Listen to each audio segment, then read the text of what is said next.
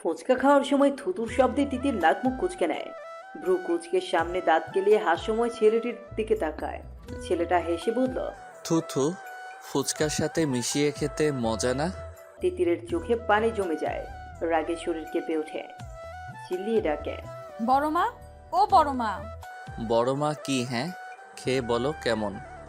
আপনি খেয়ে দেখেন মজা কিনা। নো নো, আমি এসব খাই না। তুই চিকনি, তুই খা, অনেক ভিটামিন আছে, দেখবি কালকের মাঝেই মোটা হয়ে যাবি। তিতির শব্দ করে কেঁদে ওঠে। সালমা বেগম ছুটে আসে। মেয়েটা মাত্রই তো প্লেট ভরে ফুচকা নিয়ে গেল, এখনই আবার কি হলো? সোফার কাছে নিজের ছেলেকে দেখে উনি বুঝলেন কেন চিৎকার করছে। তিতির তখনও রাগে ফুসফুস করছে। বড় মাকে দেখে বলল, তোমার ছেলে আমার ফুচকায় থুতু দিয়েছে, কেমন খারাপ ভাবো একবার। সালমা হতভম্ব চোখে ওনার ছেলের দিকে তাকায়। এত বড় ছেলের এমন পাগলামো মানা যায় না। আর খাবারের সময় কেউ এমন করে নাকি? বিশ্রী অবস্থা। উনি রাগী গলায় বলল, আরফান তিতিরের কথা সত্যি? আরফান তার মায়ের দিকে তাকিয়ে মুখে হাসি প্রসারিত করে। তিতির মুখে হাত চেপে বাথরুমের দিকে দৌড়ে যায়। সালমা বেগম সেদিকে তাকিয়ে বিরক্তিকর কণ্ঠে বলল, এত বড় ছেলে এই বাচ্চা মেয়ের সাথে এমন করতে লজ্জা লাগে না? তোমরা যেমন ওকে বাচ্চা মনে করো, ও কিন্তু তা না, আজ তো একটা পাকনা বুড়ি। যাই হোক, তুই এমন কাজ করলি কেন? দুষ্টুমি করেছি মা। নিজের দিকে তাকিয়ে দেখ তো, দুষ্টুমির বয়স আছে? আমি বড় হইনি মা। হ্যাঁ, বড় হসনি, কিন্তু কিছুদিন পরে ডাক্তার হবি। সে তো তোমার জন্য হচ্ছি। তুমি এত অসুস্থ হও, তাই ভাবলাম ডাক্তার হয়ে আমিই যত্ন করব। ভালো সিদ্ধান্ত, কিন্তু তিতিরের সাথে আর এমন করবি না। কত বড় হয়ে গেছিস তুই, সারাটাক্ষণ সময় পেলেই মেয়েটাকে জ্বালাতন করিস। আচ্ছা। সালমা বেগম আবার নিজের কাজে ফিরে যায়। তানিয়া আক্তার রান্নাঘরে কাজ করছে। মেয়ের কান্নায় ওনার কাজ একটু থামেনি, বরং মনোযোগ দিয়ে কাজ করেই যাচ্ছে। চিল্লানো তিতিরের কাজ, আর এই চিল্লানোতে আশকারা দেওয়া তার বড় মা। চিল্লানো তিতিরের কাজ, আর এই চিল্লানোতে আশকারা দেওয়া তার বড় যা সালমা বেগমের কাজ। উনি ব্যস্ত ভঙ্গিমায় ফিরে আসলে তানিয়া আক্তার বলল, কি নিয়ে ঝামেলা বাঁধালো ভাবে? ও কিছু করেনি, আরফানে দুষ্টুমি করেছিল। আমার ছেলেটারও না আক্কেল জ্ঞান নেই। আরফান খুব ভালো ছেলে, আমার মেয়ে দুষ্টু। তিতির রান্নাঘরে আসতে নিলেও মায়ের কথা শুনে আর রান্নাঘরে আসলো না। নুপুরের ছনাৎ ছনাৎ শব্দ করে নিজের রুমে চলে গেল। আরফান সোফায় বসেছিল। তিতিরের হেলে দুলে যাওয়া দেখে বলল, এতটুকুন মেয়ের আবার কত ঢং। মানুষের মনে যেমন হঠাৎ খারাপ হয়ে যায়, গুমড়ে ওঠে বুকের ভেতরটা, চিৎকার করতে ইচ্ছে করে, তেমনই বুঝি আকাশেরও এমন লাগে। চিৎকার করতে ইচ্ছে করে, তেমনই বুঝি আকাশেরও এমন লাগে। তাই তো তিতিরের সাথে পাল্লা দিয়ে আকাশ শোষু করে কেঁদে উঠল। মনের কোমর ভাব দূরে ঠেলে পানির মাঝে নিজেকে উজাড় করে দিতে চায়। তিতির জানলার বিরাট পাল্লা খুলে দেয়। জানলার সাথে লাগোয়া প্রাচীন আমলের লোহার বড় দোলনায় বসে হাঁটুতে মুখ গুজে উদাস চোখে বাইরে তাকিয়ে আছে। আরফান সব সময় তার সাথে এমন করে। দুষ্টুমি একটু আধটু হলে না হয় মানা যায়, কিন্তু উনি একটু বেশি বাড়াবাড়ি করে। ঢাকা থেকে প্রতি সপ্তাহে বাড়ি আসবে আর তিতিরের সাথে সব আজব কাণ্ড কারখানা করবে। আরফানের জ্বালায় তিতির অতিষ্ঠ। তার মাঝে মাঝে মনে হয় শুধুমাত্র তাকে জ্বালানোর জন্যই আরফান ঢাকা থেকে ছুটে আসে। সে মনে মনে আল্লাহর কাছে ফরিয়াদ করে বলে, আরফান আর কখনো ঢাকা থেকে না আসুক, ও ঢাকায় থাকুক। আরফান আসলেই তিতিরের সব শান্তি হাওয়ায় মিঠাইয়ের মতো মিশে যায়। এই তো কিছুদিন আগে তার ক্রাশ মেয়ন তাকে প্রেমের প্রস্তাব দিল, তাও কত মিষ্টি করে। কিন্তু কি হলো? কিছু হওয়ার আগেই আরফানের চামচে মানে তিতিরের ছোট ভাই তুহিন সব তার হুজুরকে বলে দিয়েছে। আরফান তাকে আর এক পাও আগাতে দেয়নি, বকা মন্দ করে সেখানেই থামিয়ে দিয়েছে। শুধু বকা দিয়ে উনি ক্ষান্ত হয়নি, সাথে বোনাস হিসেবে সাদা ফকফকে গালে একটা থাপ্পড় দিয়ে গালটা লাল বানিয়ে ছেড়েছে। এত কিছুর পরে তিতিরের আগানোর সাহস পায়নি, সেখানেই পা থামিয়ে দিয়েছে। যদি পা না থামাতো তাহলে এতদিনে নিশ্চয়ই তার বিয়ে হয়েছে। তো একটাই প্রেমের প্রস্তাব পেয়েছিল, তা ওই অহংকারের লম্বু জন্য তা হলো না। তিতির কষ্টে ভরা মুখে মেঘের আনাগোনা দেখে। ইস, এই মেঘের মতো যদি আরফানকে সরিয়ে ফেলা যেত কতই না ভালো হতো। শাহাবুদ্দিন খান এই গ্রামের সর্দার। তার পরদাদারা নাকি এককালে এই এলাকার নামি দামি লোক ছিল।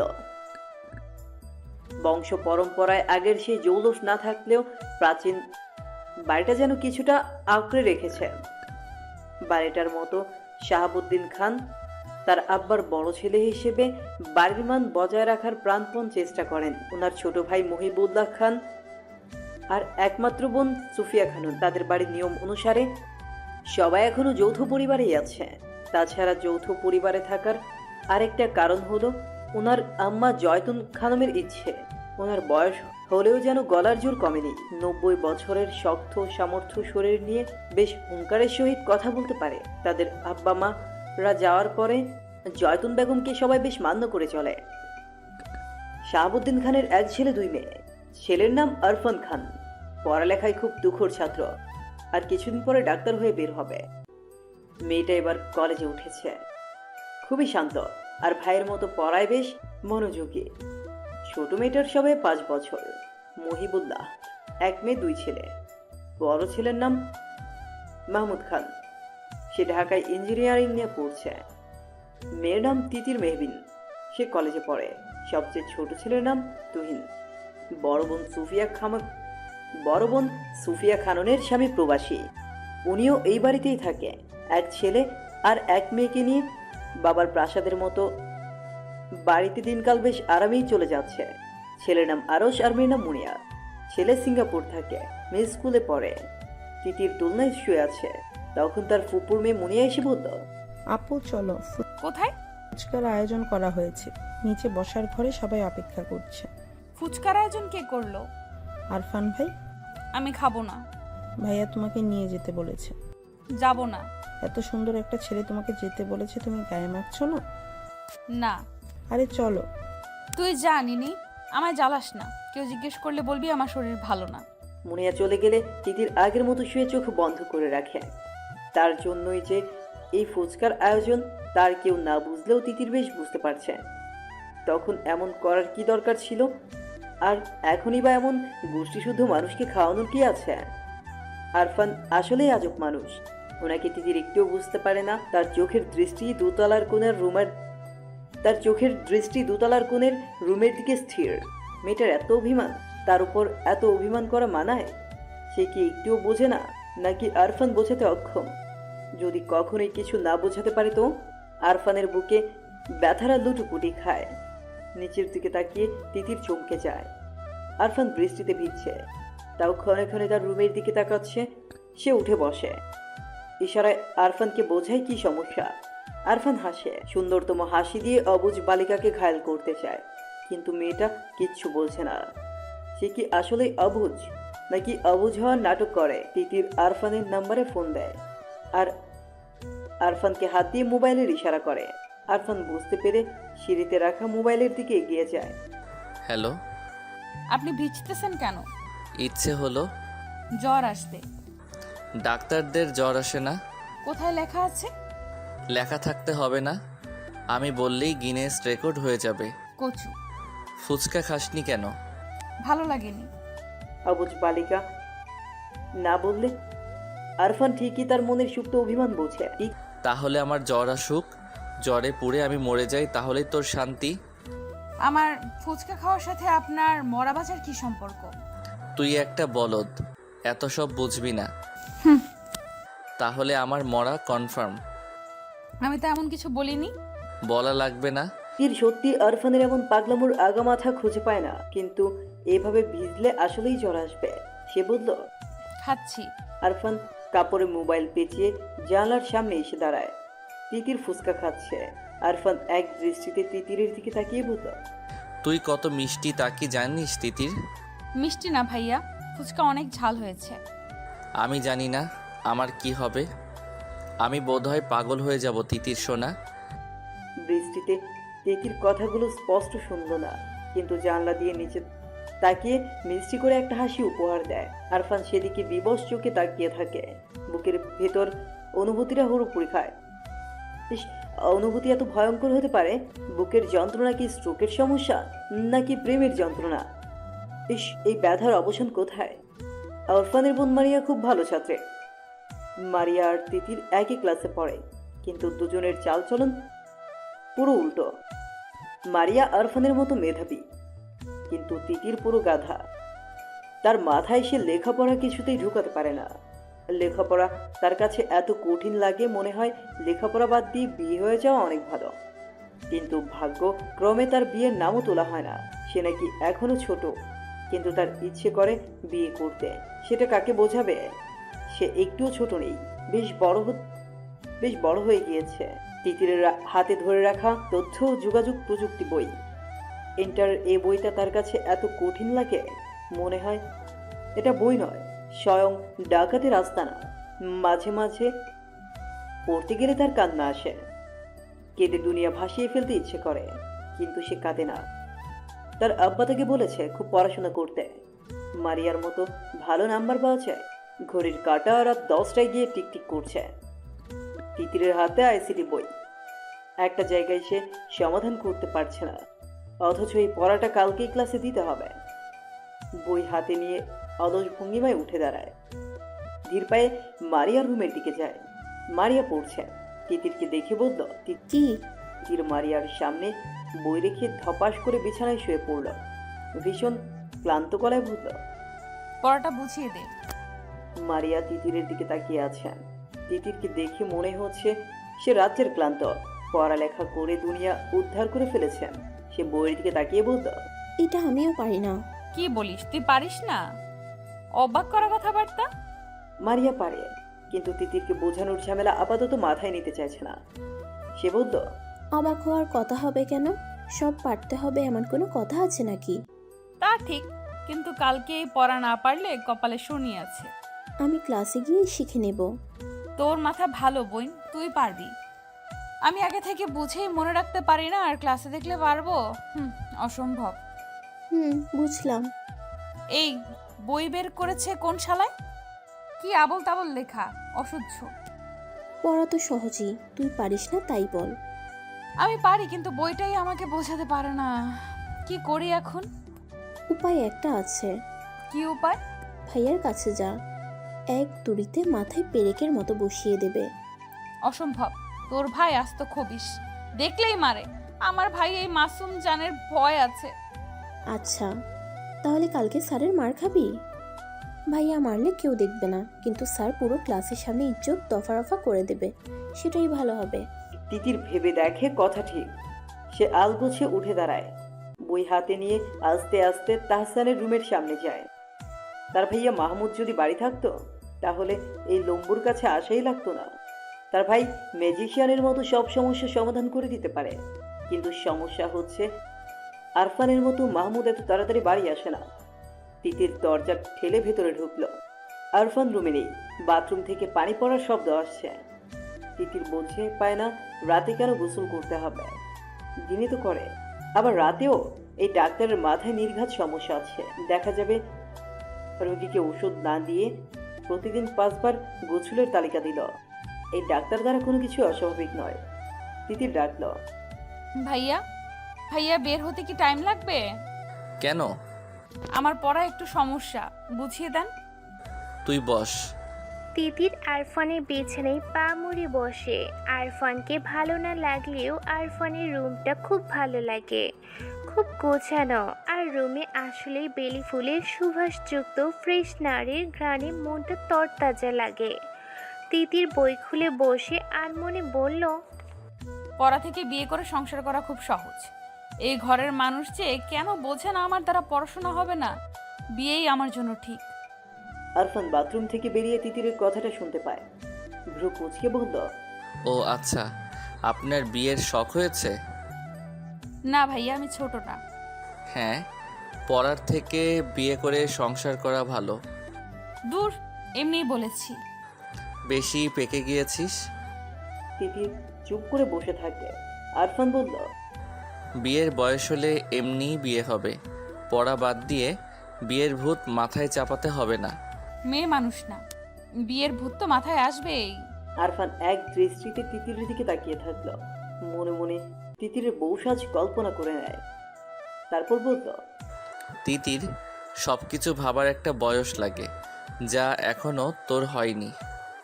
জি ভাইয়া। কি সমস্যা দেখা?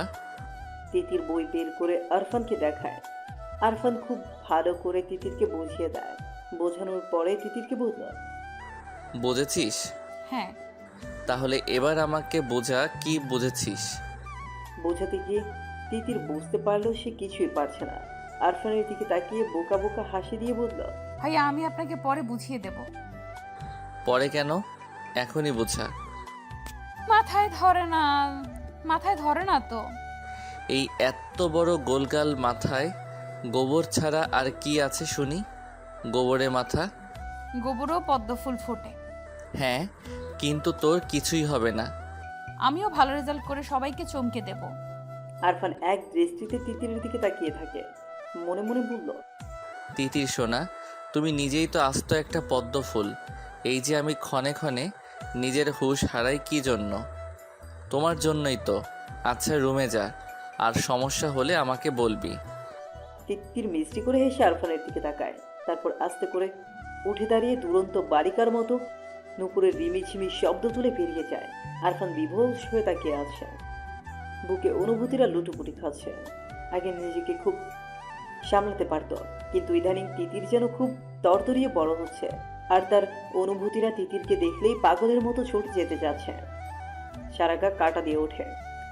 ইস, মেয়েটা তাকে নিজের অগোচরে এত যন্ত্রণা দিচ্ছে, অথচ সে জানেই না তার মিষ্টি হাসি, দুষ্টু কথা, মায়াবী চোখের তাকানো আরফানকে শেষ করে দিচ্ছে, সারা শরীর অবশ করে দিচ্ছে। আরফান বিছানায় শুয়ে পড়ে, চোখ বন্ধ করে নিজেকে বোঝায় তিতিরটা এখনো বাচ্চা, আরো পরে আরো পরে, কিন্তু মন উল্টো তাকে বোঝায় পরে আর পরে টরে হবে না, এখনই তাকে চাই, তার মিষ্টি সান্নিধ্য চাই।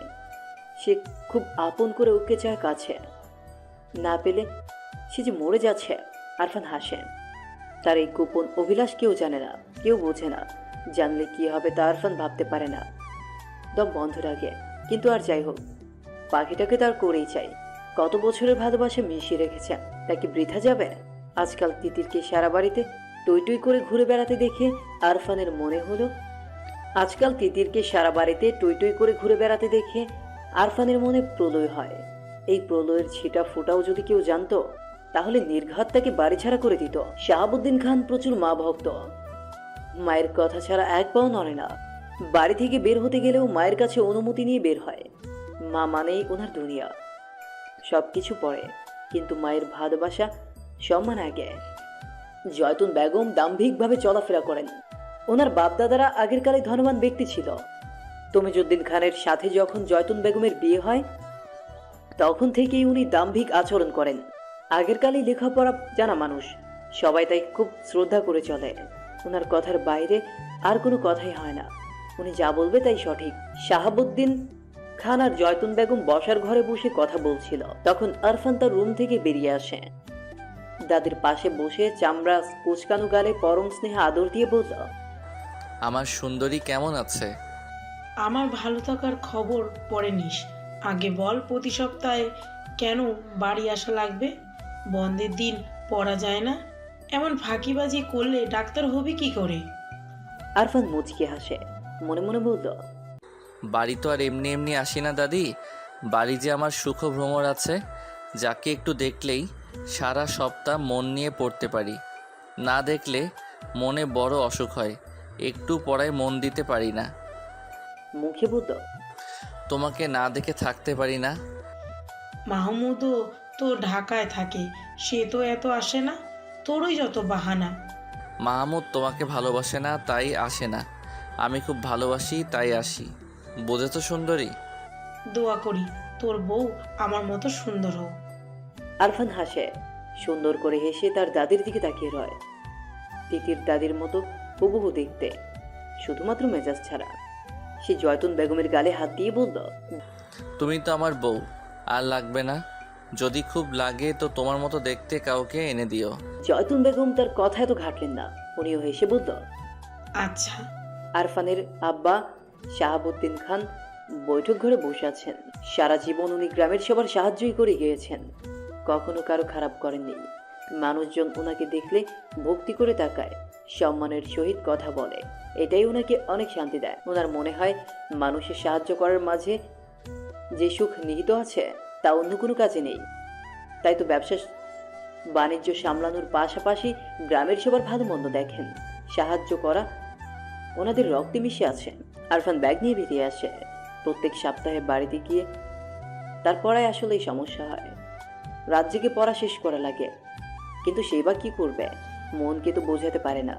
মনটা আজকাল এত বেপরোয়া হয়ে গেছে যে আটকানো মুশকিল হয়ে যাচ্ছে। আরফান বাড়ি থেকে বেরোচ্ছে, কিন্তু কোথাও তিতিরের দেখা নেই। মেয়েটাকে না দেখিয়ে চলে যাবে? আরফানের বুক পিঞ্জিরায় কেমন ব্যথা ব্যথা অনুভব হয়। সবার থেকে বিদায় নেওয়ার পরেও সে বারবার পেছনে ফিরে তাকাচ্ছে। সে তাকানোতে ছিল মরিয়া হয়ে কাউকে খুঁজে নেওয়া। শাহাবুদ্দিন খান বৈঠক ঘর থেকে ছেলেকে লক্ষ্য করেন। বারবার পেছনে ফিরে তাকানোটা ওনার চোখে লাগে। ছেলে এমন করে বারবার তাকাচ্ছে কেন? উনি গলায় জোর লাগিয়ে আরফানকে ডাকলেন। বাবার ডাক শুনে আরফান সেদিকে এগিয়ে যায়। শাহাবুদ্দিন খান ছেলের দিকে তাকিয়ে থাকে। ছেলেটা যেন হঠাৎ করেই বড় হয়ে গেল। এই তো বছর কয়েক আগেও কাঁধে নিয়ে হেঁটেছেন, অথচ এখন বসে একটু কথাও বলা হয় না। ছেলে মেয়ে বড় হওয়ার সাথে সাথে কি বাবা মায়ের সাথে দ্রুত বেড়ে যায়? শাহাবুদ্দিন অবশ্য ছেলের সাথে মেশার সর্বাত্মক চেষ্টা করেন। আরফান কাছে আসলে উনি বলল, তোমার লেখাপড়া কেমন চলছে আব্বু? ভালো। প্রতি সপ্তাহে বাড়ি আসার কারণ কি? বাবার থেকে পাওয়া এমন প্রশ্নে আরফান থমকে যায়। জুৎসয়ে উত্তর দিতে ভুলে যায়। মিথ্যা সাজিয়ে বলল, বাড়িতে আসলে ভালো লাগে, মন ফ্রেশ থাকে। বাড়িতে আসার চেয়ে লেখাপড়ায় মনোযোগ দেওয়া বেশি জরুরি না? জি। আমি চাই তুমি ভালো ডাক্তার হও আর আমাদের গ্রামের হসপিটালে বসো। জি বাবা। আচ্ছা যাও, বাড়িতে কম আসলেই ভালো হবে। আরফান হেঁটে বাগান পেরিয়ে যায়। গেটের কাছে গিয়ে চোখ পাকিয়ে মুনিয়ার দিকে তাকায়। সে আসলে এই মেয়েকে বুঝতে পারে না। আজব মেয়ে, অথচ এত ছোট। অথচ আরফানের ধারণা এই মেয়ের হাড়ে হাড়ে শয়তানি। এই যে এখন পথে দাঁড়িয়ে হাসি মুখে তার জন্য দাঁড়িয়ে আছে, এসব কেন করে? আরফান বেশ বোঝে, নিজে যেমন আরেকজনের জন্য জাতক পাখির মতো অপেক্ষা করে থাকে, তাকে দেখার জন্য ব্যাকুল মুনিয়ার মাঝে সেই সব দেখতে পায়। আরফান বিরক্ত। দাদির আদরের নাতনি বলে কিছু বলতেও পারে না। সে হেঁটে চলে যায়। মিমিয়াও তার পায়ের সাথে পা মিলিয়ে হাঁটে। আরফান না বোঝার ভান করে বলে, কই যাবি? কোথাও না। বাড়ি যা। মিনিয়া হেসে চলে যায়। মনে মনে ভাবে ভবিষ্যতে আরফানই তার হাজবেন্ড হবে। এখন পাত্তা না দিয়ে লাভ নাই।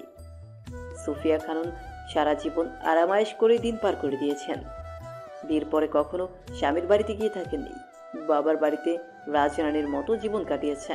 তার মায়ের উপর কথা বলার সাধ্য কারণেই উনি যেমন বলবে তেমনই হবে। দুই ভাইয়ের বউ কখনো শাশুড়ির উপরে কথা বলেন না।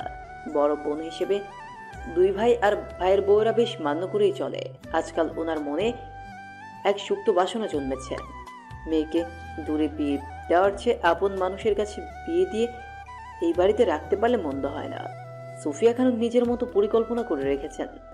সময় মতো তা বাস্তবায়ন করতে পিছপা হবেন না। তিতির প্রাইভেট পড়ে বাড়ি ফিরছিল। আনমনে গুনগুন করে গান গাইছে। হঠাৎ রাকিব নামের ছেলেটা তার পথ আটকে দাঁড়ায়। তিতির থমথমে মুখে বলল, পথ আটকিয়েছিস কেন? তোকে কিছু বলার আছে? তিতির আন্দাজ করে নেয় রাকিব নামের ছেলেটা কি বলতে চায়। ক্লাসমেট হিসেবে এতদিন তিতির এইটুকু বুঝতে পেরেছে যে রাকিব আসলে তাকে পছন্দ করে, কিন্তু সাহস করে আগাতে পারছে না। তিতির কিছু কটু কথা বলার জন্য মুখ খুলবে, তখনই দেখে আরফান সিএনজিতে করে যাচ্ছে। রাস্তায় তিতিরকে কোনো ছেলের সাথে কথা বলতে দেখে তার ভ্রু কুঁচকে যায়। আরফানকে দেখে তিতির তার মুখের কথা টুপ করে গিলে নেয়। কটু কথা বলার পরিবর্তে মুখে ফুটে ওঠে মিষ্টি হাসি। চোখের তারায় খেলে যায় এক আকাশ পরিমাণ উৎসাহ। আরফানের হাত মুষ্টিবদ্ধ হয়। চলন্ত গাড়ি থেকে তিতিরের দিকে স্থির দৃষ্টিতে তাকিয়ে থাকে। তিতিরের পাশ দিয়ে গাড়িটা সৌস গতিতে চলে যাওয়ার পরে তিতির রাকিবকে বলল, শোন, তুই যা ভাবিস তা ভুলে যা। আমার ভাইয়া শুনলে তো হাত পা ভেঙে দেবে। হাত পা ভাঙবে কেন? আমরা কি ফালানো নাকি? ওদের সাথে আত্মহত্যা করার অহম আমাদের আছে। তা হয়তো আছে, কিন্তু আরফান ভাইকে চিনিস? ওনার মার সামলানোর ক্ষমতা নেই। তুই ওনার ভয়ে প্রেম করবি না? তিতির অন্য মনস্ক হয়ে ভাবে, তাই তো উনি কে যে ওনাকে ভয় করে চলতে হবে? তার যেভাবে ইচ্ছা সেভাবেই চলবে। কিন্তু পরক্ষণেই মনে পড়ে আরফান ভাই জানতে পারলে তাকে ভয়ানক সব শাস্তি দেবেন। কিছুক্ষণ আগে যেটুকু দেখেছে তাতেই তো অবস্থা বেগতিক হবে। তিতির আর কিছু না বলে হন হন করে বাড়ির উদ্দেশ্যে চলে যায়। বাড়িতে যাওয়ার পরে তিতির ঘুমিয়ে যায়। আরফান বাড়িতে নেই মানে বিন্দাস জীবন। রোজ সন্ধ্যায় কুম্ভকর্ণের মতো ঘুমায়। আরামে ঘুমানোর এক ফাঁকে তার মনে হলো কেউ তার রুমে ঢুকেছে, বিছানার পাশে দাঁড়িয়ে আছে। তিতির চোখ খুলে তাকায়। বিছানার পাশে আরফানকে দাঁড়িয়ে থাকতে দেখে সে লাফিয়ে উঠল। ঝটপট বলল, আপনি জাননি? না। তিতির ভেবেছে আরফান আজকে যা দেখেছে আবার ঢাকা থেকে বাড়ি আসতে আসতে সব ভুলে যাবে। কিন্তু এই বান্দর যে আজকেই ফিরে এসেছে। কিন্তু কেন? তিতির ভ্রু কুঁচকে বলল, কেন? এই কাপড়গুলো ধুয়ে দে। আমাকে দিয়ে কাপড় ধোয়ানোর জন্য আপনি ফিরে এসেছেন? ধুয়ে দিবে কিনা বল। না, জীবনেও না। আমি কি আপনার চাকর নাকি? না, তুই আমার চাকর না, কিন্তু না ধুলে চাচ্চুর কাছে এমন প্যাচ লাগাবো যে বাড়ি থেকে বেরোনো বন্ধ হয়ে যাবে। রাস্তায় ছেলেদের সাথে কথা বলা না। তিতির থমথমে মুখে ওনার দিকে তাকিয়ে আছে। আরফান যে এমন হুমকি দিবে তা জানা ছিল না। এতগুলা কাপড় দিকে তাকিয়ে তিতির বলতো, কাপড় ধুয়ে দিলে? কিছু বলবো না। তিতির থমথমে মুখে কাপড় হাতে তুলে নেয়। জীবনে অশান্তি আনার জন্য এই একজনই যথেষ্ট। আরফানের দিকে রক্ত চোখও নিক্ষেপ করে চলে যায়। আরফান তিতিরের বিছানায় শুয়ে পড়ে। ছাদের দিকে দৃষ্টি নিবন্ধ করে বলে, আমাকে ছাড়া অন্য কারোর সাথে কথা বলতে দেখলেও আমার সহ্য হয় না মেয়ে। আর তুমি কি না হেসে হেসে কথা বলার সাহস করো? তুমি নিজেও জানো না আমি কত উন্মাদ হতে পারি। এত বছর ধরে সযত্নে লালন করা ভালোবাসা জমিয়ে রেখেছি কার জন্য? আমি যেমন পাগল হয়েছি তোমাকেও এমন পাগল বানাবো। আরফান দীর্ঘশ্বাস ছাড়ে। আজকাল ঢাকায় গেলে এত চিন্তা হয়, অথচ তার এই চিন্তার কারণ মেয়েটা বোঝেই না। ইস, তার তিতিরটা এত বোকা, একটুও বোঝে না। জানলার গ্রিলে মাথা ঠেকিয়ে দূরে গাছপালার দিকে বেখেয়ালি দৃষ্টি মিলে মারিয়া তাকিয়ে আছে। সে গাছপালা দেখছে নাকি কি দেখছে তার দৃষ্টি দেখে বোধগম্য হচ্ছে না। কেননা তার চোখের ভাষা যে বড়ই শূন্য। মুখে আকাশ পরিমাণ ব্যথার ছাপ স্পষ্ট। না পাওয়ার হাহাকারে হৃদয় দগ্ধ। দুটো হলুদ পাখি একটা ডালে বসে আছে। একটা পাখি আরেকটা পাখির ঠোঁটের কাছে ঠোঁট নিয়ে কিচমিচ করাতে দুটো হলুদ পাখি একটা ডালে বসে আছে। একটা পাখি আরেকটা পাখির কাছে ঠোঁট নিয়ে কিচিরমিচির করাতে পাখিটা উড়ে যায়। সাথের পাখিটাও পিছু পিছু যায়। এই দৃশ্যটা দেখে মারিয়া দীর্ঘশ্বাস ফেলে। পাখিটা তো তার ডানার সাহায্যে উড়ে যেতে পারল, কিন্তু সে উড়বে কিভাবে? তার যে যোগাযোগের সব রাস্তাই বন্ধ। এই যে কোনো কথা না, যোগাযোগ না, একলা একলা দিন কাটাচ্ছে। তার কেমন লাগে তা কি নিষ্ঠুর মনের পুরুষ জানে? সবার কাছে শান্ত উপাধি পাওয়া মেয়েটা দরজা আটকে মুখে হাত চেপে কাঁদে। এর অবসান কোথায় তা কি মাহমুদ জানে? মারিয়া দীর্ঘশ্বাস ছাড়ে। মাহমুদ তার চাচার বড় ছেলে, বর্তমানে ঢাকা ইঞ্জিনিয়ারিং নিয়ে পড়ছে। মারিয়া ছোটবেলায় মাহমুদকে আরফানের মতোই ভাই হিসেবে মানত, কিন্তু বড় হওয়ার পরে বুঝতে পারে সে মাহমুদকে ভাই হিসেবে মানতে পারছে না। মাহমুদকে ঘিরে হাজারো স্বপ্ন মনের গোপন কুঠুরিতে ডানা ঝাঁপ দেয়।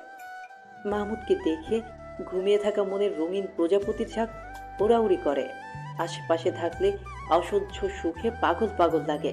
ভীষণ ভয়ঙ্কর বেপরোয়া ইচ্ছায় হৃদয় ক্ষণে ক্ষণে কেঁপে ওঠে। একসময় মারিয়া আবিষ্কার করে সে প্রেমে পড়েছে। হাত পা ভেঙে যাচ্ছে, তাই ভাবে মাহমুদকে নিজের মনের সবটা দিয়ে ভেবেছে। মাহমুদকে ভেবে দিনরাত কাটাচ্ছে। মাহমুদ বিচক্ষণ ছেলে। মারিয়ার তাকানো, কথাবার্তা, অতিরিক্ত খেয়াল রাখা দেখলেই মুচকি হাসি তার কানে কানে বলে যে ভীষণ ভুল ইঙ্গিত। মাহমুদ মাথা নাড়ে। অবুজের মতো কাজ করা যাবে না। মারিয়া তার বোন। সে মারিয়াকে ডেকে পাঠায়।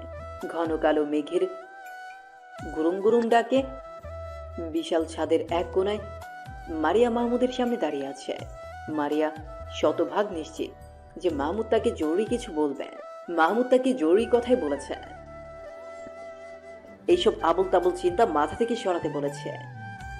সে তার সবটা চেষ্টা কাজে লাগিয়ে মারিয়াকে বোঝাতে চেয়েছে। মারিয়া বুঝেছে কিনা কে জানে। কিন্তু এরপর থেকে মাহমুদ বাড়ি আসলে সে সামনে যেত না। গভীর রাতে সবাই যখন ঘুমে মগ্ন, তখন পা টিপে টিপে মাহমুদের রুমে হাজির হতো। ভীষণ যত্ন নিয়ে ছুঁয়ে দিত মাহমুদের চুল। মুগ্ধ হয়ে তাকিয়ে থাকতো ঘুমন্ত মানুষটার দিকে। আদর নিয়ে যত্ন নিয়ে মাহমুদের প্রতিটা জিনিস ছুঁয়ে দিত। মাহমুদ বাড়ি গেলেই মারিয়া এমন করতো যেন তার অভ্যাসে পরিণত হয়েছে। কিন্তু একদিন মাহমুদের গেঞ্জি গায়ে লাগিয়ে চুপচাপ দাঁড়িয়েছিল।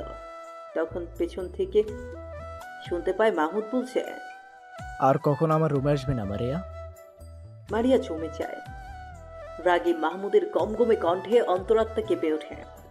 কাপা গলায় বলল, আমি তো আপনাকে জ্বালাই না। মাহমুদ উঠে আসে, মারিয়ার থেকে যথেষ্ট দূরত্ব রেখে দাঁড়ায়। আমি বলছি আসবি না, সুতরাং আসবি না। মারিয়া কিছু বলতে যাবে তার আগেই মাহমুদ চাপা হুঙ্কার দিয়ে বলল, বেরিয়ে যাও বেয়াদব মেয়ে। সেই যে বেরিয়ে গেল। আজ অবধি মারিয়া আর ওই রুমে যেতে পারেনি। যাবে কিভাবে? মাহমুদ তো বাড়িয়ে আসে না, আর রুম সবসময় তালাবদ্ধ থাকে। মাহমুদ যে মারিয়ার কারণেই বাড়ি আসে না তা সে জানে। অতীতের স্মৃতি বিচরণ করে মারিয়ার চোখ বেয়ে পানির ধারা দ্রুত গতিতে ছুটে যায়। আজকে সে নিজেকে একটু আটকাতে পারছে না। মোবাইল হাতে নিয়ে মাহমুদকে ফোন দেয়। এমন কোনো দিন নেই সে মাহমুদকে ফোন দেয় না, কিন্তু সবসময় বন্ধ করেই রাখে। আজকে ভাগ্য তার সহায় ছিল বলেই হয়তো খোদা পেল। মাহমুদ গম্ভীর গলায় বলল, হ্যালো। মারিয়া মনোযোগ দিয়ে মাহমুদের গম্ভীর কথাগুলো নিজের বুক পিঞ্জরায় গেঁথে নিল। ওনার কণ্ঠ শুনে তার গলায় কান্নারা দল বেঁধে ছুটে আসে। উনি তাকে আহ্লাদি কিছু বলেনি যে এত আবেগী হয়ে মন খুলে কাঁদতে হবে, কিন্তু মারিয়ার ভীষণ কান্না পেল। বুকে জমিয়ে রাখা সবগুলো কষ্ট দলা পাকিয়ে বেরোতে লাগলো। মাহমুদ বিরক্ত হয়ে বলল, ফ্যাসফ্যাস করছো কেন? আপনি বাড়ি আসেন না কেন? তা তুমি ভালো জানো। প্লিজ বাড়ি আসেন। তোমার মাথা থেকে ফালতু ভাবনাগুলো দূরে সরাও, তখনই আসবো। পারছি না তো, ভীষণ কষ্ট হয়। পারবে, মানুষ পারে না এমন কিছু এই পৃথিবীতে নেই। সম্ভব না, আপনাকে এত ভালোবাসি যে। মারিয়ার কথা অসম্পূর্ণ থাকতেই মোবাইলের সংযোগ বিচ্ছিন্ন হয়। সংযোগ বিচ্ছিন্ন হওয়ার টুটটুট আওয়াজের সাথে মারিয়ার বুকটাও ভেঙে যায়। তিতির আজকাল খেয়াল করেছে আরফান তাকে বেশ গুরুত্ব দেয়। পরিবারের সবার সামনে কোনো আবদার রাখলে কেউ যদি না মানে, আরফান কিভাবে যেন সবাইকে রাজি করায়। অথচ মুখে মুখে সারাক্ষণ তিতিরের সাথে রাগ দেখায়। আজকাল আরফানের তাকানোটা তিতিরের বুকে লাগে। সব ছেলে কি এমন করে তাকায়, নাকি একমাত্র আরফানই তার দিকে এমন মায়াভরা চোখে তাকায়? কলেজে যাওয়ার পরে বান্ধবীরা আরফানের ফোন নাম্বারের জন্য ধরেছে। যেভাবেই হোক আরফানের সাথে কথা বলাতে হবে। তিতির বলল, উনি এত রাগী, ওনার সাথে কথা বলে কি করবি? রাগী? তাতে কি? তুই জানিস না রাগী ছেলেরাই ওদের বেশি ভালোবাসে। আমার সাথে সেট করায় দে দোষ, আমি শুধু ওনাকেই চাই। সাইমা কথাগুলো স্বাভাবিক হলেও কেন যেন তিতিরের বুকে আগুন ধরে যায়। রাগী গলায় বলল, তুই কেন বউ হতে যাবি? সর সামনে থেকে। আরে চেতস কেন? বউ হলে ক্ষতি কি? না না, তুই বউ হতে পারবি না। তাহলে কে বউ হবে? তুই? তিতির থমকে যায়। মনের আকাশে কল্পনা করে নেয় সে তিতিরের বউ। তারপর এক ঝটকায় মাথা নেড়ে বলল, অসম্ভব। সারাদিন তোর পিছেই ঘুরে, আমার মনে হয় চান্দু তোর জ্বালাই ফাইসা গেছে। তিতির কখনো এসব ভাবেনি। সে ভেবাচাকে কি বলল, কি বলিস? তুই খেয়াল করিস না? সে আমার ভাই। হ্যাঁ, চাচাতো ভাই। কিন্তু ভাই তো। সমস্যা নাই, এই ভাই থেকে ছাই বানানো যায়, নো প্রবলেম। তিতির আর কোনো কথা বলেনি। চুপচাপ কলেজ শেষ করে বাড়ি এসেছে। মারিয়া হাজারটা কথা বললেও মুখ দিয়ে কোনো কথা বের করতে পারেনি। তিতির সারাক্ষণ এগুলোই ভেবেছে, আর কেমন একটা অস্বস্তি কাটার মতো গলায় আটকে আছে। আজকে প্রায় 20 দিন হতে চলল আরফান বাড়ি আসেনি, আজকে এসেছে। তিতিরের ভাবনার ডানায় রং লাগাতেই বুঝি আজকে মহারাজের বাড়িতে আসা। অতি সাহস নিয়ে তিতির আরফানের রুমের সামনে যায়, কিন্তু আরফান রুমে নেই। রুমে না পেয়ে বাহিরে বাগানে যায়। সেখানে আরফান সবার সাথে বসে আছে। তিতিরকে দেখে আরফান নড়ে চড়ে বসে। তিতির অন্য দিনের মতো মোটেও হইচই করছে না, বরং শান্ত হয়ে বসে আছে। বারবার আরফানের দিকে তাকাচ্ছে। আরফানের চোখের দৃষ্টির মাঝে যেন হাজারো কাব্য ফুটে আছে। কিন্তু এসব তিতিরের বোধগম্য হচ্ছে না। সে সবার সাথে কথা বললেও চোখ কেবলমাত্র তিতিরের উপরই নিবন্ধ। তিতির সবার দিকে তাকানোর পাশাপাশি আরফানের দিকেও তাকাচ্ছে। তারপর তিতিরের দম আটকে আসে। বুকের ভেতরে ফুসফুস তার শ্বাসকার্য থামিয়ে দিতে চায়। অজানা আতঙ্কে ধরফর করে ওঠে বুকের পাখে। সে যা ভাবছে আসলেই কি তাই, নাকি সবটাই ভ্রম? সে বেখেয়ালে মাথা নেড়ে বলল, অসম্ভব। মাঝরাত। আরফান বারান্দায় দাঁড়িয়ে আছে। পাশের রুমেই তার প্রাণ ভুমুরা ঘুমিয়ে আছে। আরফানের পরিণত বয়স, মাথায় হাজারো উল্টাপাল্টা চিন্তা ঘুরে পোকার মতো কিলবিল করছে। আরফান দীর্ঘশ্বাস ফেলে। তার ইচ্ছেগুলো বড়ই অবাধ্য। আজকাল লাগামহীন ঘোড়ার মতো বেসামালভাবে ছুটে যায়। সে ডাক্তারি পড়ছে। সাথের মেয়ে সহপাঠীগুলো দেখতে খুব সুন্দর। মাঝে মাঝে কয়েকজন তাকে ভালোবাসার জালে আটকানোর চেষ্টা করে, তার সাথে ঘনিষ্ঠ মুহূর্ত কাটাতে চায়। কিন্তু এত সৌন্দর্য কাছে টানার হাজারো আকুতি দূরে ঠেলে দেয় শুধুমাত্র এই মেয়েটার জন্য। ছোটবেলা থেকেই তিতিরকে কেমন আপন লাগতো নিজের মনে হতো। তখন ব্যাপারটা স্বাভাবিক লাগলেও একটুখানি বড় হওয়ার পরে সে বুঝতে পারে এটা মোটেও স্বাভাবিক ব্যাপার না। সে আসলেই এক পিচ্ছির প্রেমে পড়ে গেছেন। শুধু প্রেমে পড়া বললে ভুল হবে, সে আজন্ম পাগল হয়ে গেছে। যে পাগলের পাগলাম তিতিরের ভালোবাসার পরশ ছাড়া ভালো হবে না। তাছাড়া আরফান ভালো হতেও চায় না, বরং তিতিরকে নিজের করে পেয়ে গেলে পাগলামোর পরিমাণ বাড়াতে চায়। ভালোবাসার পাগলামোতে ছোট পাখিটাকে ছাড়খাড় করে দেওয়ার প্রয়াস বুকের ছোট কুঠুরিতে আস্তে আস্তে জমা হচ্ছে। বারান্দার বাহিরে লাগানো বেলি ফুল থেকে ভুর ভুর করে সুগন্ধ আরফানের প্রেমে পড়ার হৃদয়ের বারান্দার বাহিরে লাগানো বেলি ফুল থেকে ভুর ভুর করে সুগন্ধ আরফানের প্রেমে দগ্ধ হৃদয়ে আরো পাগল পাড়া করে দিচ্ছে। তার কেমন নেশা লাগছে। মনে হচ্ছে এখন যদি তিতিরকে কাছে পেত তাহলে আদরে ভালোবাসায় ঠিক রাঙিয়ে তুলত। আরফান চোখ বন্ধ করে বারান্দার গ্রিলে মাথা ঠেকায়, ফুসফুস করে নিঃশ্বাস ফেলে দাঁড়িয়ে থাকে। তিতির হাত বাড়িয়ে মোবাইল হাতে নেয়। রাত 2টা বাজে, অথচ চোখের দ্বারা একটুখানি ঘুম নেই। ভেতরটা কেমন ছটফট করছে। এর আগে কখনো তার এমন অসহ্য অনুভূতি হয়নি। সবসময় নিশ্চিত মনে ঘুমাতে পেরেছে, কিন্তু আজকের রাতটা সম্পূর্ণ অন্য। এতদিন কোন হাবার জগতে বাস করত ভাবতেই কেমন লাগছে। আরফানের শাসন, বকা, অকারণে কথা কাটাকাটি, লুকিয়ে চুরিয়ে দেখা, এসব সে কখনোই খেয়াল করেনি, কিংবা খেয়াল করার কোনো কারণই খুঁজে পায়নি। কিন্তু আজকে বেখেয়ালে তার প্রতি আরফানের নরম অনুভূতি দেখে তিতিরের ছোট হৃদয় পাহাড়ের 1000 মিটার উচ্চতায় টাঙানো দোলনার মতো হু হু করে দুলে ওঠে। কেমনতর ভয়ে গলা শুকিয়ে আসে। আরফান তার দিকে ভালোবাসার উষ্ণ দৃষ্টিতে তাকায়।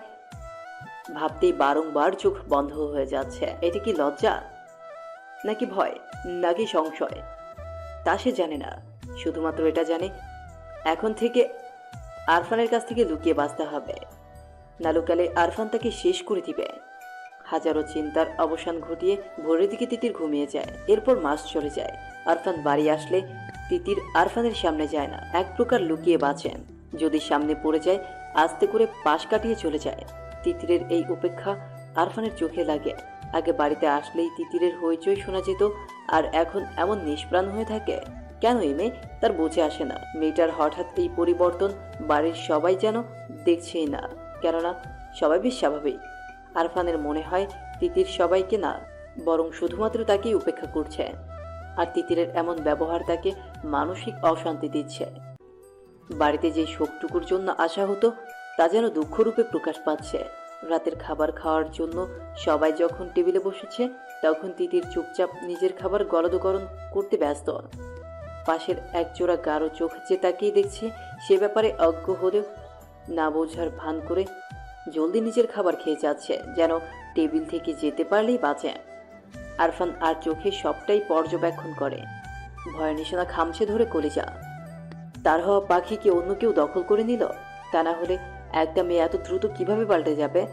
সে শুনেছে মেয়েরা প্রেমে পড়লে নাকি পরিবারকে সময় দিতে চায় না, সারা দিন বদ্ধরুমে থাকতে পছন্দ করে। সবাই খাবার খেয়ে যে যার রুমে চলে যাওয়ার পরে আরফান ছাদে যায়। মোবাইল বের করে তিতিরকে ফোন দেয়। আজকে এর সমাধান বের করবেই। তাকে এত উপেক্ষা কেন? মেয়েটা কি তাকে বাঁচতেই দিবে না? এভাবেই কি বাঁচা যায় না? আজকে এর একটা বিহিত করতে হবে। আরফানের ফোন পেয়ে তিতিরের শ্বাস বন্ধ হয়ে যায়। গত 1 মাস ধরে মনের গোপন ঘরে জন্ম হওয়া ভাবনাটা বেশ যাচাই বাছাই করা হয়েছে, কিন্তু প্রতিবারই পজিটিভ রিপোর্ট পেয়ে ভয়ার কুকড়ে গিয়েছে। আবার নিজেকে এটাও বুঝিয়েছে যেসব মনের ভুল, চাচাতো ভাই বোন হয় তারা তাকাতেই পারে, এতে ক্ষতি কি? হয়তো তার আবেগপ্রবণ মন বেশি চিন্তা করে ফেলেছে। 1 মাস যাবৎ সে আরফানকে উপেক্ষা করছে, যদিও আরফান মুখে কিছু বলেনি, কিন্তু তার সুচালো দৃষ্টি তিতির ঠিকই দেখেছে। তারপরেও সে আগের মতো স্বাভাবিক হতে পারেনি। আরফানের কথা ভাবতে ভাবতে তিতিরের মনে হাজারো দুষ্টচিন্তা এলোমেলো ঘুরে যায়। লজ্জায় কাঁপিয়ে দিয়ে যায় তিতিরের ছোট দেহ। তিতির আবারও ফোনের রিমিঝিমি শব্দে চমকে ওঠে। আরফান এই নিয়ে 15 বার ফোন দিল, কিন্তু একবারও তিতির ফোন ওঠায়নি। সে ফোন যেমন ওঠাবে না, তেমন আরফানও যেন ফোন দেওয়া বন্ধ করবে না। অগত্যা নিরুপায় হয়ে তিতির ফোনটা রিসিভ করে কানের সাথে লাগিয়ে নেয়। ওপাশ থেকে ঘন গলায় এক পুরুষালী কণ্ঠ কেমন মায়া ভরা আবেগ মিশিয়ে ডাকে, তিতির। আরফানের এমন নেশা মাখা ঘন গলার স্বর তিতিরের আগে কখনো শোনার ভাগ্য হয়নি, অথবা এমন করে শোনেনি। আজকে আরফানের গলার স্বর শুনে তিতিরের কেমন কেঁপে ওঠে। বুকের হৃৎপিণ্ড ধিমধিম করে তার গতিবেগ বাড়িয়ে দেয়। এক মুহূর্তে গলার থেকে পুরো মুখ শুকিয়ে কাঠ হয়ে যায়। কথা বলার সর্বশক্তি যেন নিমিষে উধাও হয়ে যায়। আচ্ছা, সে কি এই ডাক্তারের প্রেমে পড়ে যাচ্ছেন?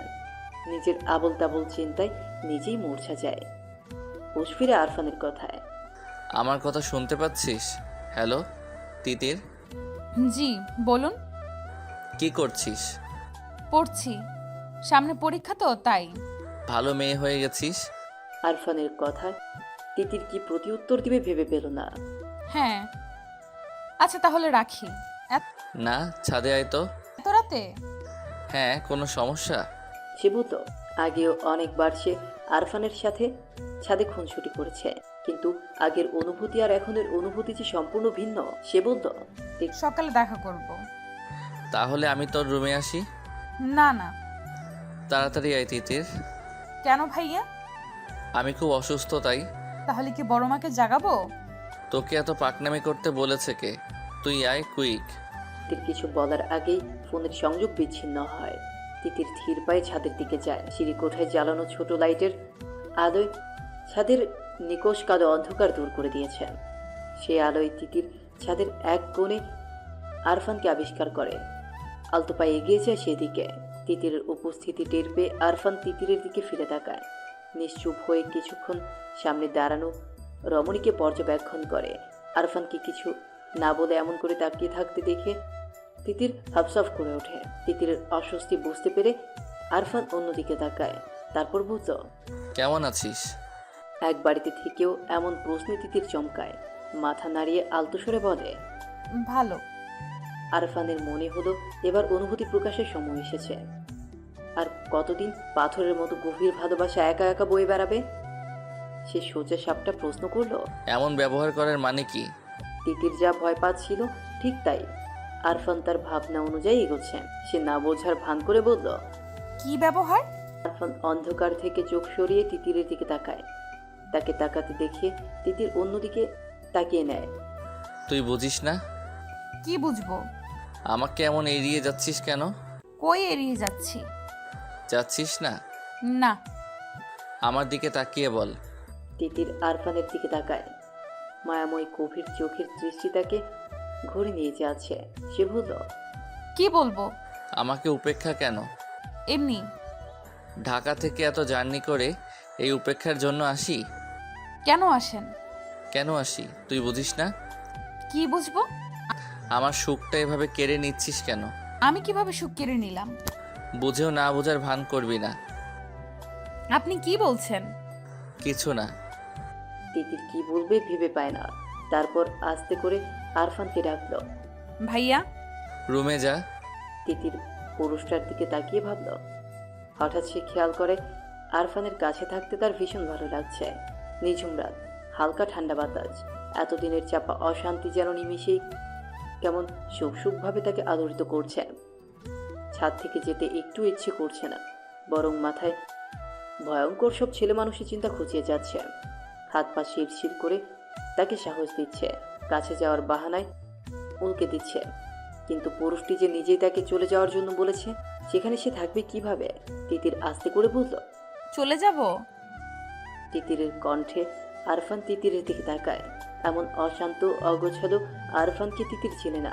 আরফানের চোখের দিকে তাকিয়ে তিতিরের কেমন সুখের ঘন্টা ঝমঝম করে বেজে উঠল, কেঁপে উঠল ছোট দেহ। আরফান আর তিতির একে অপরের দিকে তাকিয়ে আছে। আরফান কিছু বলার আগে তিতির চলে যেতে চায়। ভয়ঙ্কর কিছুর আশঙ্কা তাকে দৌড়া দিচ্ছে, কিন্তু পা দুটো বড়ই সর্বনাশা, একদম নড়তে চাচ্ছে না। হঠাৎ তিতিরের সামনে আরফান ঝড়ের গতিতে এসে উপস্থিত হয়। তিতিরকে কিছু বোঝে ওঠার আগে নিজের সাথে আঁকড়ে ধরে তিতিরের ছোট দেহ।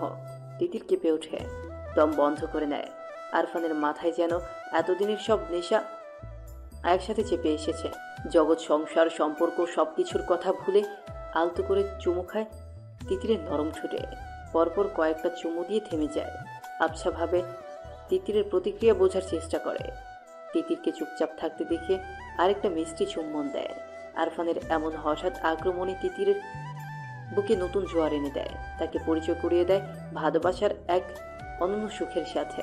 বালিকার বুকে সমুদ্রের উত্তাল ঢেউ আশ্রে পড়ে, এলোমেলো করে দেয় তাকে। দুহাত দিয়ে আঁকড়ে ধরে লম্বা বলিষ্ঠ পুরুষটাকে। থেমে যাওয়া ঠোঁটের স্পর্শ আবারও নতুন করে জাগিয়ে দেয়। তিতিরের এইটুকু আহ্বান আরফানকে পাগল করে তোলে। এতদিনের জমিয়ে রাখা সবটা ভালোবাসা পাগলের মতো মাথা নাড়া দিয়ে ওঠে। অথচ দুজনের কেউই কাউকে ভালোবাসার কথা বলেনি, বুকের ভেতর অনুভূতির ডানা ঝাপটানোর কথা বলেনি।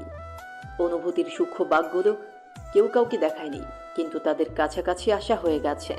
মিষ্টি ঠোঁটের কোণে একটু একটু ভালোবাসার ছাপ দৃশ্যমান। আরফান ফিস ফিস করে বলল, আমার তিতির পাখি, খুব ভালোবাসি সোনা। দীর্ঘ 5 মাস পরে মাহমুদ বাড়ি আসেন। বাড়ি আসার প্রচণ্ড ইচ্ছে থাকলেও সে একবারও বাড়িমুখ হয় না। সাধারণ সম্পর্ককে তুমি তো এমনভাবে জাপটায় ধরে রেখেছো, মনে হচ্ছে ছেলে বিদেশ থেকে আসছে। যাও, নাস্তা বানাও। ছেলেটা সারা রাত জার্নি করে আসছে। দানিয়া আক্তার মাহমুদের দিকে তাকায়। উনি মাহমুদকে জন্ম দিয়েছেন, অথচ ছেলে লম্বায় ওনাকেও ছাড়িয়ে গেছে। মায়াভরা হাতে ছেলের গালে হাত দিয়ে বলল, আপনি এসব বুঝবেন না আপমা। ছোট ছেলের বউয়ের কথাটা জয়তুন বেগমের ঠিক পছন্দ হলো না। উনি ভ্রু কুঁচকে বল, না না, আমি বুঝবো কেন? আমি কি আর সন্তান জন্ম দিয়েছি? সন্তান তো শুধুমাত্র তোমরাই জন্ম দিয়েছো। যত সব ঢং। শাশুড়ির কথায় তানিয়া কিছুই মনে করে না। সে তার শাশুড়ির কটু কথায় অভ্যস্ত।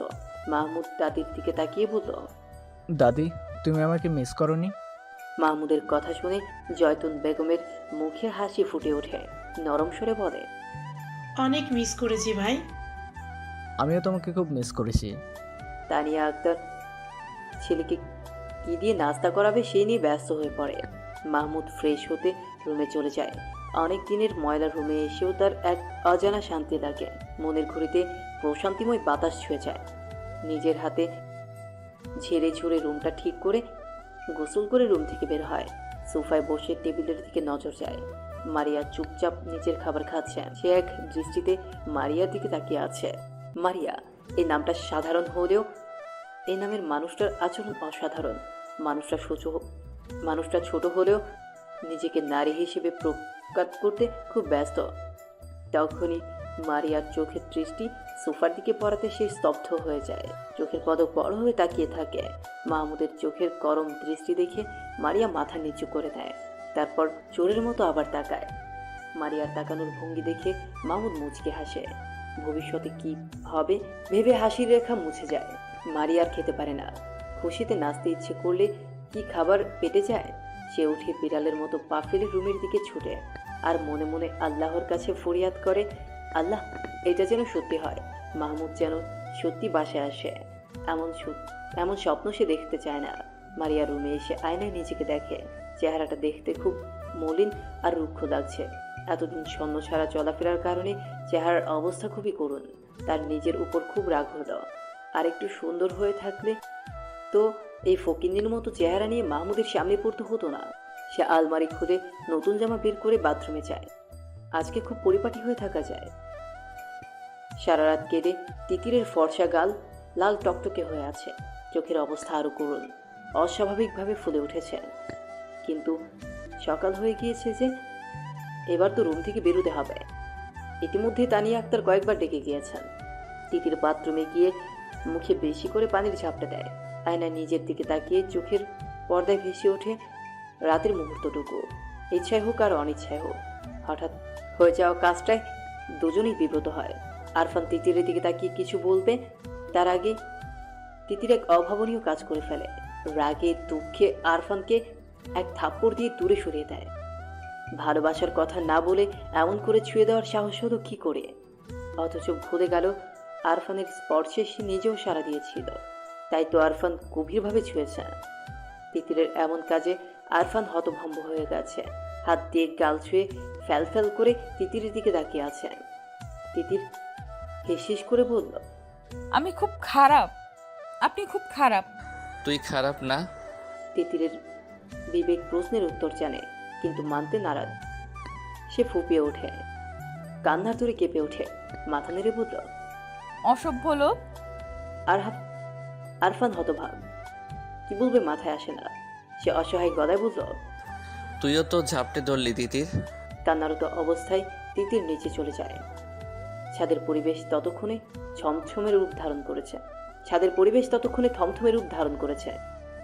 ঠান্ডা ঝিরিঝিরি বাতাসে স্তব্ধ আরফানকে বিবেকের চরম দংশনে রেখে তিতির পালিয়ে যায়।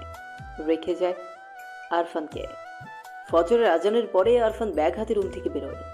মায়ের কাছে বিদায় নিয়ে ঢাকার উদ্দেশ্যে বেরিয়ে পড়ে। এত সকালে কেন যাচ্ছে এই নিয়ে হাজারো প্রশ্ন করে সালমা বেগম। আরফান জানায় তার জরুরি কাজ পড়ে গিয়েছে, না গেলে হবে না, তাই এত সকালে যাওয়া। সালমা বেগম আর এত ঘাটালেন না। আরফান অরুণচণ্ডী স্বভাবে, তার কাজে তাই কোনো সন্দেহের লেশমাত্র রইল না। সারা রাস্তা আরফানের মুখ থমথমে হয়েছিল। কখন যেন চোখ জ্বালা করতে করতে লাল টকটকে হয়ে গিয়েছে। সে কি আসলেই সুযোগ নিয়েছে? আর তিতির যে তাকে আঁকড়ে ধরে আরো কাছে টানলো সেটা? তিতির রুম থেকে বেরিয়ে পুরুষ অবয়ব কাউকে বসে থাকতে দেখে ভাবলো এটা আরফান। মাথা নিচু করে পাশ কাটিয়ে চলে যেতে চাইলে তখন সামনে থাকা পুরুষ তাকে ডাকে। চিরপরিচিত ভাইয়ের কণ্ঠ শুনে তিতির চমকে যায়। মাথা তুলে ভাইয়ের দিকে তাকিয়ে খুশিতে হাসে। মাহমুদ হাত ধরে আদুরের বোনকে পাশে বসায়। বোনের চেহারার দিকে ভ্রু কুঁচকে তাকিয়ে বলল, কি খবর তিতির পাখি? ভালো।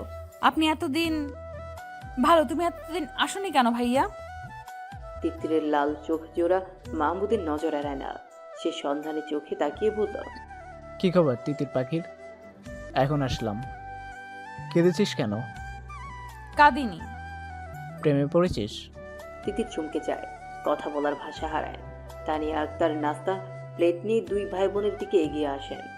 উনি আসাতে তিতির ছাড়া পায়। আসন্ন বিপদ থেকে যেন স্বয়ং আল্লাহ তাকে বাঁচিয়ে দিল। উনি এসে মাহমুদকে খাওয়াতে ব্যস্ত হয়ে পড়েন। তিতির আস্তে করে কেটে পড়ে।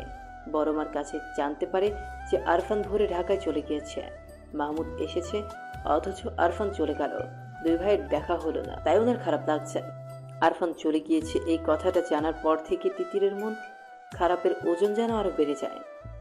দোষ তো আরফানের একার ছিল না, দোষ তিতিরেরও ছিল। কিন্তু সে কিনা সবটা দোষ আরফানকে দিয়ে এত পরিমাণ দোষী বানিয়ে দিল যে ছেলেটা বাড়ি থেকেই চলে গেল। তিতিরের দম বন্ধ হয়ে আসে। কান্নারা গলায় দলা পাকিয়ে ওঠে। কান্না লুকাতে সবার অগোচরে সে রুমে চলে আসে। তারপর বাদ ভাঙে কান্নারা, ছুটে চলে অবিরাম গতিতে। রাত 12টা। গ্রামের পরিবেশ এইটুকু রাতে চারদিক নিঝুম নিস্তব্ধ হয়ে গেছে। মাহমুদ বিছানায় আধশোয়া হয়ে মোবাইল দেখছে।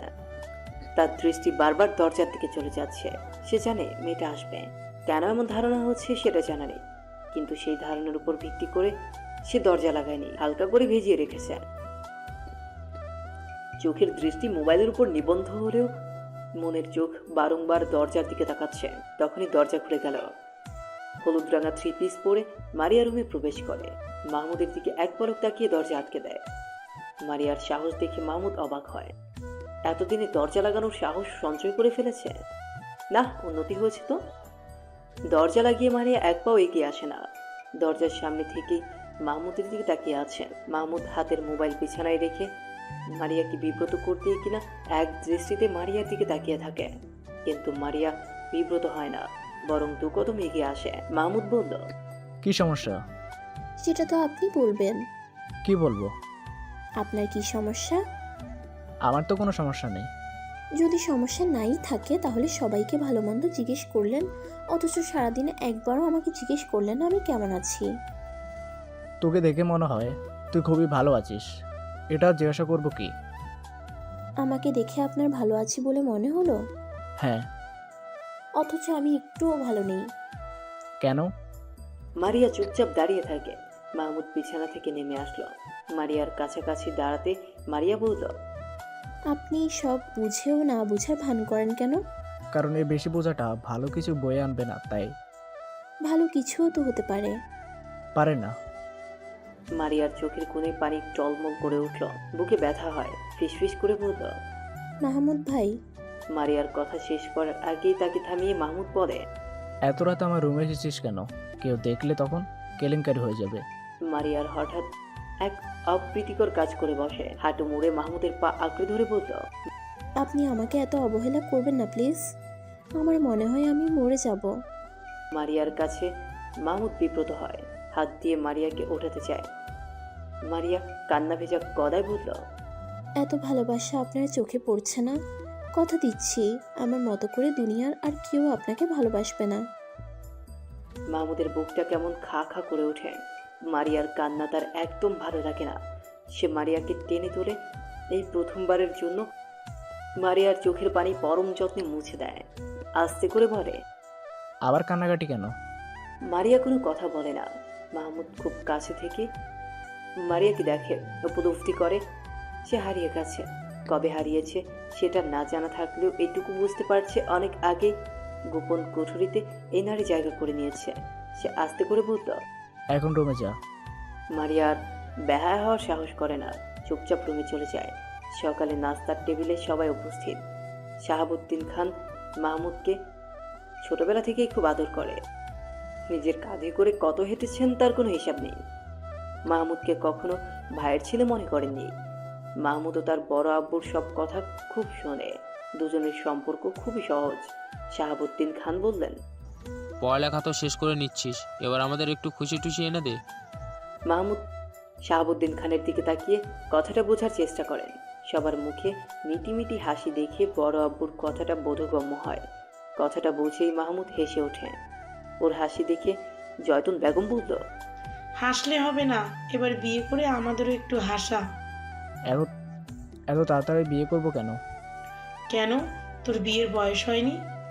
না। তোর কোনো পছন্দ আছে? মাহমুদের চোখের তারায় মারিয়ার কান্না ভেজা মুখটা ভেসে ওঠে, কিন্তু সে মাথা নেড়ে বলল, না, আমার কোনো পছন্দ নেই। তাহলে আমরা দেখব। দেখুন, গ্রামের আকবর আলীর নাতনিকে দেখলাম, বেশ ভালো লাগলো। আজকে বিকালেই মেয়েটাকে দেখতে যাব। আচ্ছা। এত সব কথাগুলো সবাই হাসি মুখে শুনলেও মারিয়ার মুখের ভাব হাসি হাসি রইল না। সে আস্তে করে উঠে গেল, চুপচাপ দরজা আটকে দিল। এত হাসি খুশির মাঝে মারিয়াকে কেউ লক্ষ্য করল না। দুপুর গড়িয়ে সন্ধ্যা নেমে এলো। শাহাবুদ্দিন খান, মহিবুল্লাহ আর জয়তুন বেগম আকবর আলীর বাড়ি যাওয়ার প্রস্তুতি নিচ্ছে। এর মাঝে মারিয়ার আম্মা সালমা বেগম হন্তদন্ত হয়ে ছুটে আসেন।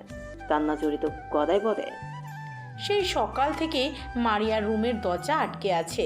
দুপুর গড়িয়ে সন্ধ্যা নামলো, এখনো তো দরজা খুলছে না। এই পর্যন্ত 1000 বার ডাকা হয়ে গেছে। ঘুমাচ্ছে হয়তো। মারিয়ার ঘুম খুব পাতলা, একবার ডাকলেই উঠে যায়। এবার সবাই চিন্তিত হয়। কোনো উপায় না দেখে কাঠের দরজা ভেঙে ভেতরে ঢুকলো। ভেতরে ঢুকে মারিয়াকে ঘুমন্ত অবস্থায় পায়। তাকে জাগানোর চেষ্টা করলেও সে জাগে না। অবস্থা খারাপ দেখে মারিয়াকে হাসপাতালে নেওয়া হয়। হাসপাতালে নেওয়ার পর ডাক্তার তার চিকিৎসা করে জানায় ঘুমের ঔষধের কারণে এমন হয়েছে। এত ছোট মানুষের ঘুমের ওষুধ খাওয়ার কি দরকার তা তার বোধগম্য হলো না। গভীর রাতে মারিয়াকে বাসায় নিয়ে আসা হয়। শাহাবুদ্দিন খান চিন্তিত ভঙ্গিতে বসে আছে। এই এত কিছু ঘটে গেছে, অথচ মাহমুদ একটা শব্দ পর্যন্ত উচ্চারণ করেনি। কেমন গম্ভীর হয়ে আছেন। সে তার বড় আব্বুর কাছে এগিয়ে আসলো, বুকে সাহস নিয়ে পাশে বসে হাত ধরে বলল, বড় আব্বু, একটা কথা বলি। বল। তোমার রাজকন্যাটাকে আমাকে দিয়ে দাও, আমি তাকে রানীর মতো করে রাখবো। তোরা একে অপরকে ভালোবাসিস? মাহমুদ কথা বলে না, কিন্তু শাহাবুদ্দিন খান শিক্ষিত, বিচক্ষণ মানুষ। উনি যা বোঝার বুঝে নেয়। সেদিন রাতে মাহমুদ আর মারিয়ার বিয়ের দিন ঠিক করা হয়। সবাই অবাক হলেও কোনো বিরোধিতা করেনি। তিতির খুশি হয়। তখনই হাতের মোবাইলে টুং করে মেসেজ আসে। মেসেজ খুলে তার ভ্রু কুঁচকে যায়। আরফান একটা মেয়ের গালে চুমু দিচ্ছে, আর একটা ছবিতে জড়িয়ে ধরেছে। তিতিরের খুব রাগ হলো। রাগে হাতের মোবাইল হাত থেকে ফেলে ভেঙে ফেলল। হাত দিয়ে নিজের ঠোঁট পাগলের মতো ঘষে আরফানের সবটা স্পর্শ মুছতে চাইল। আগামী শুক্রবার বিয়ে। এত জলদি বিয়ে হওয়ার কি আছে এটাই সবার বোধগম্য হচ্ছে না। কিন্তু শাহাবুদ্দিন খানের কথার উপরে কেউ কোনো কথা বলার সাহসও পাচ্ছে না।